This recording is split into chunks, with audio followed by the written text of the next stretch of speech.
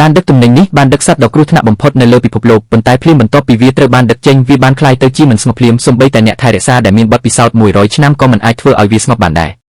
សត្វចម្លែកនោះបានឈួតហើយរត់ចេញពីទ្រុងវាខូចខើមិនគួរឲ្យជឿហើយភ្លាមនោះវាបានវាយដើមឈើធំមួយនៅពីមុខវាបណ្ដាលឲ្យមានរន្ធដ៏ធំមួយដោយភ័យខ្លាចមនុស្សគ្រប់គ្នាស្រែកឡើងហើយខ្ចាត់ខ្ចាយដោយភាពភ័យស្លន់ស្លោដើម្បីទប់ស្កាត់ការស្លាប់និងរបួសអាជ្ញាធរបានចេញសេចក្តីជូនដំណឹងបន្ទាន់មួយយ៉ាងរហ័សដោយជំរុញឲ្យប្រជាជននៅក្បែរនោះជម្លៀសចេញទោះជាយ៉ាងណាក៏ដោយលោក David ដែលរស់នៅក្បែរនោះមិនបានយកចិត្តទុកដាក់ចំពោះរឿងនេះទេគាត់គិតថាវាគ្រាន់តែជាការបំភ្លឺប៉ុណ្ណោះហើយបាននិយាយថាប្រសិនបើសត្វនេះហ៊ានមកគាត់នឹងបង្រៀនមេរៀនមួយប៉ុន្តែមុនពេលដែលគាត់និយាយចប់សត្វចម្លែកនោះបានស្ទុះមករកគាត់ទីនោះមានការភ្ញាក់ផ្អើលភ្លាមហើយមិនយូរប៉ុន្មានសត្វចម្លែកនោះក៏បានប្រទះឃើញគាត់ដោយដឹងពីគ្រោះថ្នាក់ទីក៏ប្រញាប់លោតចូលទៅក្នុងទឹកដើម្បីលាក់ខ្លួនប៉ុន្តែសត្វចម្លែកនោះគ្រាន់តែចាប់រុក្ខជាតិមួយហើយបឺតស្រះទាំងមូលឲ្យស្ងួតបន្ទាប់មកវាបានចាប់ផ្ដើមការវាយប្រហារយ៉ាងខ្លាំងដោយរងរបួសនិងភ័យខ្លាចទីនោះបានរត់គេចខ្លួនដោយអស់សង្ឃឹមដើម្បីរស់ពេលដែលគាត់ហៀបនឹងដួលសន្លប់ដោយសារអស់កម្លាំងគាត់ស្រាប់តែដំណឹងអំពីសត្វចម្លែកនោះតាមវិទ្យុបន្ទាប់ពីរត់គេចខ្លួនបានយ៉ាងប្រកៀកប្រកិតគាត់ក៏អង្គុយស្ដាប់ដោយយកចិត្តទុកដាក់វិទ្យុបានបង្ហាញពីវិធីមួយដើម្បីដោះស្រាយជាមួយសត្វចម្លែកនោះវានិយាយថាដរាបណាសត្វនោះត្រូវបាននាំយកមកវិញនិងមានរង្វាន់ដ៏ច្រើនវាក៏បានលើកឡើងផងដែរថាការលេងភ្លេងអាចគ្រប់គ្រងសត្វចម្លែកបានដោយរំភើបចិត្តនិងគំនិតនៃការខ្លាចជាអ្នកមានដាហ្វេបានយកវិទ្យុភ្លាមហើយទៅរកសត្វនោះប៉ុន្តែជាអកុសលគ្រាន់តែគាត់បានរកឃើញសត្វចម្លែកនោះវិទ្យុក៏ឈប់ដំណើរការភ្លាមដោយភ័យស្លន់ស្លោគាត់បានព្យាយាមចាប់ផ្ដើមវាឡើងវិញម្ដងហើយម្ដងទៀតប៉ុន្តែគ្មានអ្វីដំណើរការទេ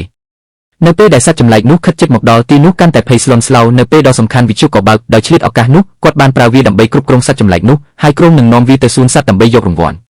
ទោះជាយ៉ាងណាក៏ដោយគាត់ភ្លេចថាវិទ្យុមានថាមពលមានកំណត់ដរាបណាដោយបានរលងសត្វចម្លែកនោះក៏ខឹងសម្បារម្ដងទៀតឃើញមានរឿងមិនប្រក្រតីទីនោះក៏ព្យាយាមរត់ចេញបន្ទាប់ពីរួចផុតពីគ្រោះថ្នាក់ដោយលាក់ខ្លួននៅក្នុងប្រអប់សម្បត្តិគាត់ស្រាប់តែនឹកឃើញថាគាត់អាចបញ្ជាទិញឧបករណ៍ភ្លេងតាមអ៊ីនធឺណិតបានដូច្នេះគាត់បានទិញស្នែងយ៉ាងលឿនគួរឲ្យភ្ញាក់ផ្អើលណាស់បន្ទាប់ពី2វិនាទីប៉ុណ្ណោះការដឹកជញ្ជូនបានមកដល់ដោយមានទំនុកចិត្តម្ដងទៀតគាត់បានចំអកឲ្យសត្វចម្លែកនោះដោយក្រអឺតក្រទុំពេលវាស្ទុះមករកគាត់ក៏ចាប់ផ្ដើមលេងភ្លាមដោយឃើញវាដំណើរការគាត់គិតថាអ្វីស្ថិតនៅក្រោមការគ្រប់គ្រងទាំងស្រុងប៉ុន្តែហ្វេមានផែនការផ្សេងទៀតឧបករណ៍ភ្លេងពាក់កណ្ដាលស្រាប់តែជាប់នឹងមែកឈើសត្វចម្លែកនោះទទួលបានថាមពលរបស់វាមកវិញ